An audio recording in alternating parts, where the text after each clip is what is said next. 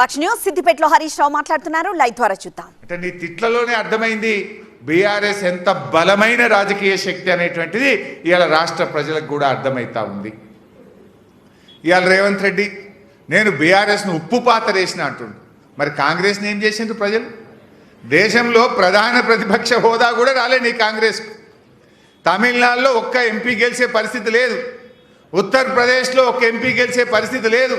చాలా రాష్ట్రాల్లో ఒక ఎంపీ గెలవలే, ఒక ఎమ్మెల్యే గెలవని రాష్ట్రాలు ఉన్నాయి. ఇలా ఉప్పు పాత్ర వేసినా అని ఎవడు మాట్లాడతాడు? అహంకారం నెత్తికెక్కినోడు మాట్లాడతాడు, కండ్లు నెత్తికెక్కినోడు మాట్లాడతాడు. ఎప్పుడైనా ఎవడో ఉప్పు పాత్ర వేయడు.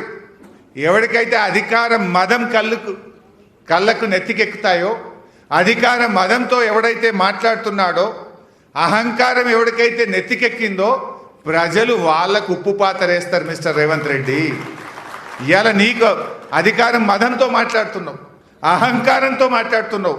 తప్పకుండా ప్రజలు నీకు ఉప్పు పాత్ర వేస్తారు. జాగ్రత్త బిడ్డ, రోజు లెక్క పెట్టుకో అని చెప్పి కూడా నేను ఈ సందర్భంగా హెచ్చరిస్తా ఉన్నా. ఏందా చిల్లర మాటలేంటి నువ్వు? ఇంకా మాట్లాడుతుండు 2034లో కూడా మేమే గెలుస్తాం, 28లో కూడా మేమే గెలుస్తాం.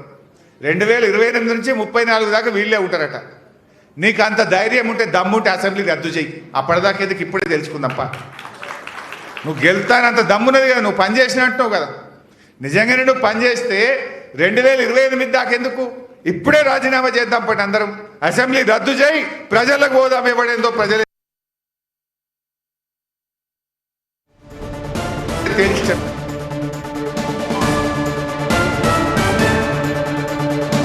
పెట్టి ఎవరు గెలుస్తారో ఇప్పుడు ప్రజలకు పోయి చూసుకుందాంపా. ఇదో అదో ఏదో ఒకటి తెలుసుకుందాంపా. ఊకే నువ్వన్నా నేనన్నా నువ్వు గెలుతా ఎందుకు? పోదాంపా, ప్రజలకు ఇప్పుడే పోదాంపా. నీకు అంత నమ్మకం ఉంటే, నువ్వు అంత పనిచేసినవి అయితే, నీకు ధైర్యం ఉంటే పారు అసెంబ్లీ రద్దు చేసి అసెంబ్లీకి పోదాంపా. దానికి నీకు చేత కాదు. ఇలా ఎన్ని అబద్ధాలు మాట్లాడిందంటే నేను ఇందాక చూస్తూ ఉంటే అసలు వెనకటేదో ఆయనకు శాపం ఉన్నట్టుంది. నిజాలు మాట్లాడితే నెత్తివలి చనిపోతాడు అనేది ఉంటుండే చూడు, వెనకటేదో సామెత. అట్లా రేవంత్ రెడ్డి అబద్ధాలు తప్ప జీవితంలో నిజాలు మాట్లాడు. ఇవాళ అంటుండు నల్గొండలో రైతు బంధు వేయడం ద్వారా రైతుల కళ్ళల్లో ఆనందం చూస్తున్నట రేవంత్ రెడ్డి. సిగ్గుండాలే మాట్లాడేందుకు. నువ్వు రైతు బంధు వేసినావు అసలు? ఈ యాసంగిలో రైతు బంధు పడ్డది అసలు?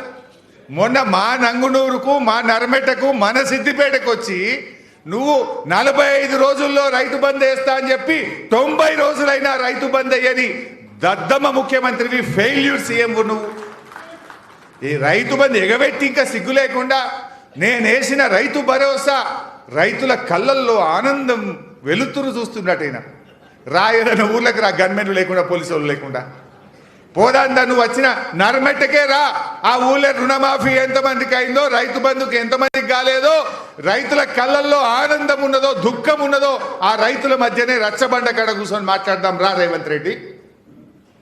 అరే నువ్వు 3 సార్లు రైతు బంధు ఎగ్గొట్టినావు నువ్వు. ఆనాడేమో ఈ సిపాయి ఏమంటుండే, కేసీఆర్ నువ్వు 2 సార్లే రైతు బంధు ఇస్తున్నావు. కొంతమంది రైతులు 3 పంటలు పండిస్తుండ్రు, 3 సార్లు రైతు బంధు వేయాలని మాట్లాడిన ఈ సిపాయి ఇప్పటికీ 3 రైతు బంధులు ఎగ్గొట్టిండు. ఒక వానకాలం మొత్తానికే ఎగ్గొట్టిండు. ఒక యాసంగి 3 ఎకరాలు వేసిండు, మొన్న యాసంగి 2 ఎకరాలు వేసిండు. మొత్తం లెక్క తీస్తే ఈ రేవంత్ రెడ్డి రైతు బంధు మీద పడ్డ బాకీ 29,000 కోట్ల రూపాయలు ఇలా రాష్ట్ర రైతులకు బాకీ పడ్డావు నువ్వు. 29,000 కోట్ల రైతు బంధు ఎగ్గొట్టి ఇంకా సిగ్గు లేకుండా నల్లగొండలో నేను వేసిన రైతు భరోసాతో రైతు కళ్ళల్లో ఆనందమట.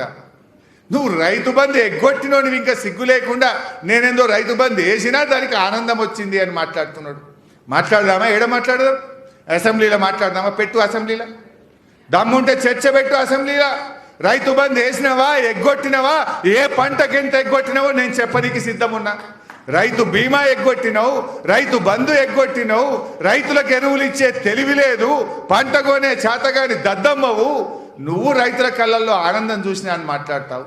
వడ్లు అమ్ముకోవాలంటే ఒక్కొక్క రైతు కళ్ళల్లో నీళ్లు పెట్టుకున్నాడు. మొన్న ఈయన చెప్తుండు 80 లక్షల మెట్రిక్ టన్నుల వడ్లు కొన్నా. నీ ముఖానికి నువ్వు 80 కొన్నావు. మేము 2020-21లోనే 92 లక్షల మెట్రిక్ టన్నుల వడ్లు కొన్నాం. నువ్వేందా 80 కొన్నాను పెద్ద సిపాయి లెక్క చెప్పుకుంటున్నావు నీ ముఖానికి. నువ్వు కొన్నది 80. 2020-21లోనే 92 లక్షల మెట్రిక్ టన్నులు కొని రైతుల కళ్ళల్లో ఆనందాన్ని నింపింది బీఆర్ఎస్ పార్టీ. నువ్వు ఆగంబట్టి తడిసిపోయి ఎండిపోయి ఎండకెండి వానకు తడిసి ఈ చెదలు బట్టి సంచులు లేక దాదాపు 40-50 రోజులు పడిగాపులు కాసి రైతుల కళ్ళల్లో కన్నీళ్లు పెట్టిన నువ్వు సిగ్గు లేకుండా ఇంకా రైతు బంద్ వేసినా వడ్లు కొన్నా అని మాట్లాడతావు. నీ ముఖానికి క్షమాపణ చెప్పాలి. నువ్వు రాష్ట్ర రైతాంగానికి రైతు బంధు ఎగబెట్టినందుకు, దేవుడి మీద ఒట్టు పెట్టి రుణమాఫీ చెయ్యనందుకు, రైతు బీమా ఆపేసినందుకు, వడ్లు కొననందుకు, పంటల బీమా ఇయ్యనందుకు, వడగళ్ల వాన రాళ్ళు వడి తుఫానుతో నష్టపోయిన రైతులకు ఇస్తానన్న 10,000 ఇయ్యనందుకు చెంపలేసుకొని క్షమాపణ చెప్పాలి రేవంత్ రెడ్డి.